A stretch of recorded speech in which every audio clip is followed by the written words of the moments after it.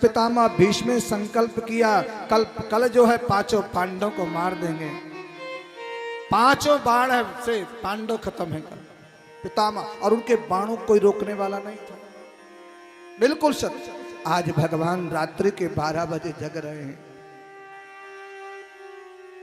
अर्जुन के द्रौपदी के नेत्र खुले और उन्होंने कहा गोविंद इतनी सर्दी हो रही है, जनवरी का महीना भीषण सर्द, सारे सो रहे लेकिन मेरे कन्हैया जग रहे हैं।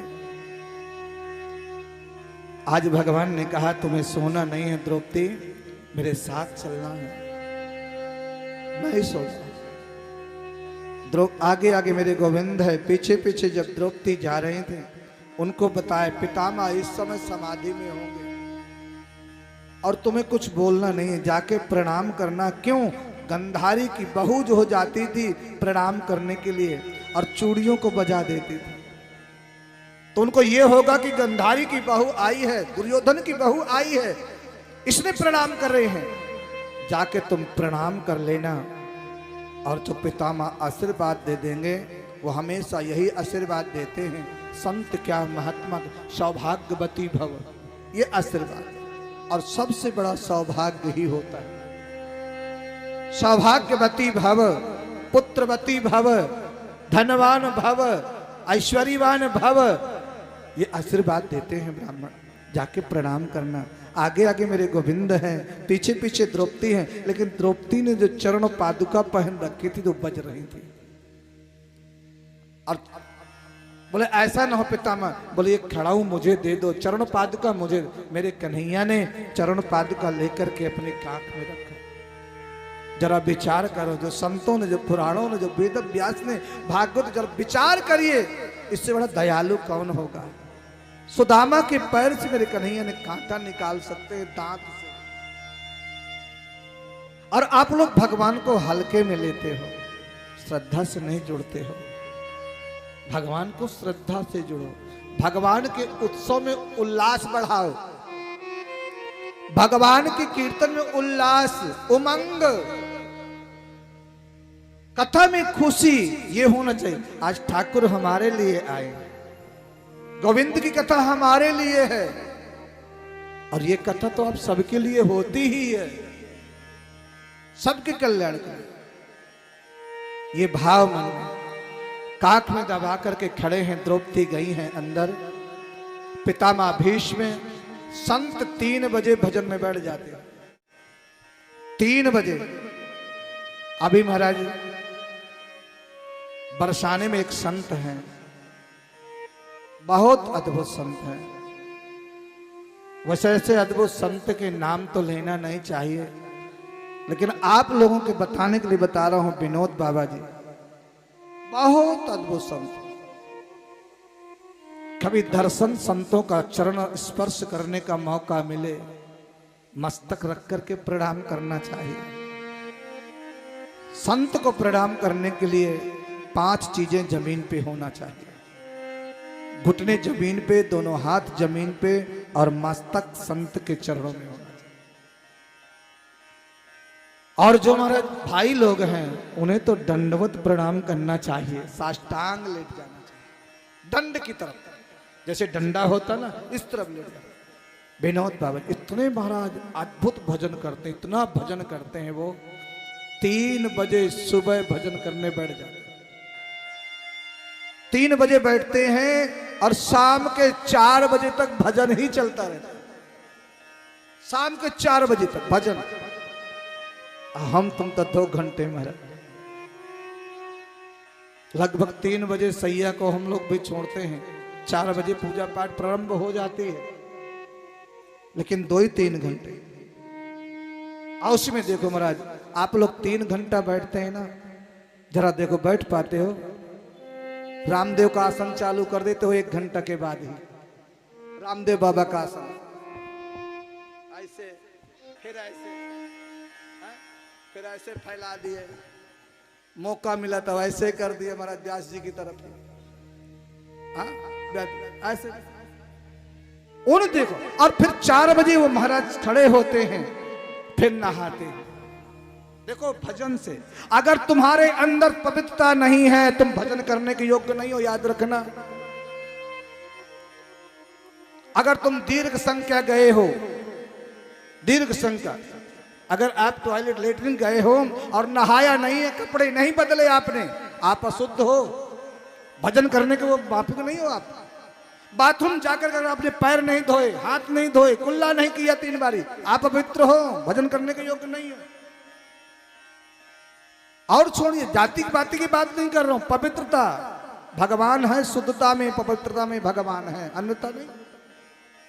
जिन कपड़ों को पहन के आप लेटरिन में गए हो, अगर वो कपड़े तुमने धुले नहीं हैं, अशुद्ध हो आप, भगवान के योग्य नहीं है।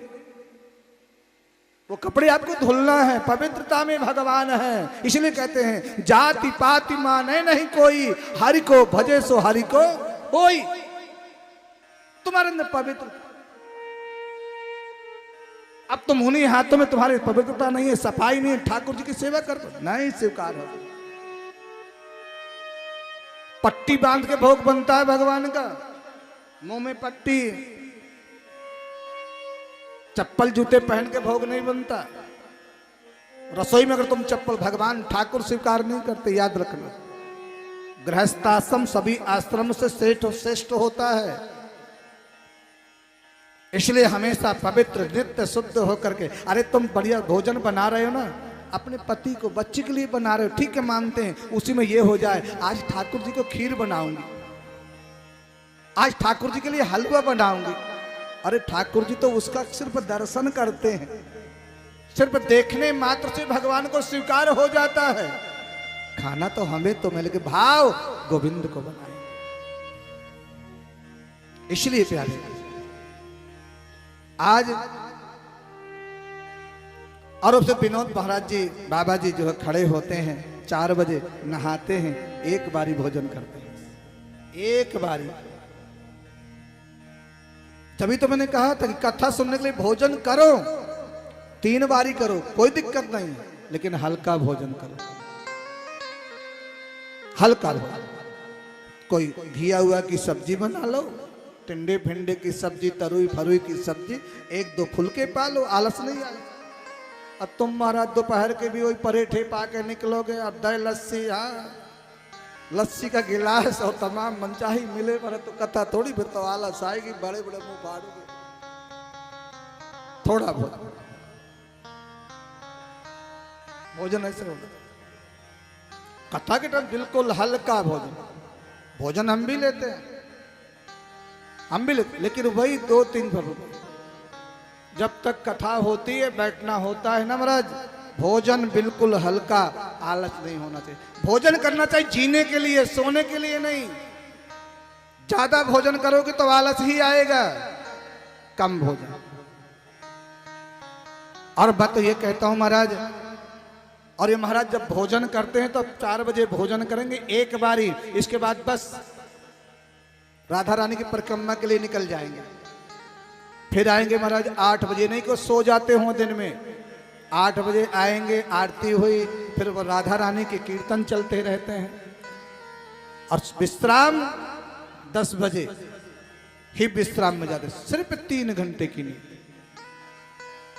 तब भगवान कृपा करते हैं, तब भगवान सुनते हैं। अब आप लोग ठाकुर जी के, तब यहां पर कुंती कह रही है, प्रभु यदि आपको देना है तो मैं आपसे झोली पसार के मांगती हूं कि विपदा संतु न सस्वत तत्र तत्र जगत गुरु भवतो दर्शनम यस्यात् पुनर्भव दर्शनम। गोविंद यदि आपको देना है कन्हैया, लाला मैंने देखा है, मांगने की तो कोई इच्छा है ही नहीं, आपने मुझे क्या नहीं दिया। सबसे बड़ा धन है निरोगी काया, दूसरा धन है आज्ञाकारी संतान, और तीसरा धन महाराज, सबसे बड़ा धन अगर सुलक्षणा नारी धर्म पत्नी मिल जाए। आपने क्या नहीं दिया, मेरे पुत्रों की रक्षा की। और हाँ, भगवान ने कहा बुआ जी आपको तो जरूर कुछ लेना पड़ेगा, मैं बिना दिए नहीं जाऊंगा, सबको मैंने दिया है। बोले नहीं, और बोल भगवान आपसे क्या मांगू? भगवान ने कहा मैं भगवान हूं, मांगो। मैं भगवान हूं, मांगो। आज भगवान खुल के कह रहे हैं बुआ जी मांगो, मैं भगवान हूं। झोली फैला दिया। गोविंद यदि आप देना चाहते हो तो एक ही वरदान दीजिए। क्या? मेरी झोली में आपत्ति भर दीजिए, दुख दीजिए, मुझे दुख दे दीजिए। क्यों? एक दुख आए दूसरा फिर आ जाए। क्यों? अगर दुख रहेगा तो आपकी याद आएगी गोविंद, और सुख आएगा तो आपको लोग भुला देते हैं। क्यों? दुख में सुमिरन सब करें, सुख में करे न कोई, और जो सुख में सुमिरन करे तो दुख काहे को। दुख में तो सभी याद करते हैं, इसलिए गोविंद कि सुख के मारे सिल पड़े, सुख के मारे सिल मतलब पत्थर, कि सुख के मारे सिल पड़े, जो दिल से हरि बुलाए, और बलिहारी वा दुख की, जो पल पल नाम जपाए। अरे गोविंद वो दुख अच्छा है जो आपकी पल पल याद आती रहे, आपका नाम आता रहे। वो सुख क्या फायदा है? ऐसा सुख नहीं चाहिए जो गोविंद का नाम ना आए, और ऐसी संपत्ति नहीं चाहिए जो ठाकुर की याद ना आए। प्यारे कुछ नहीं चाहिए।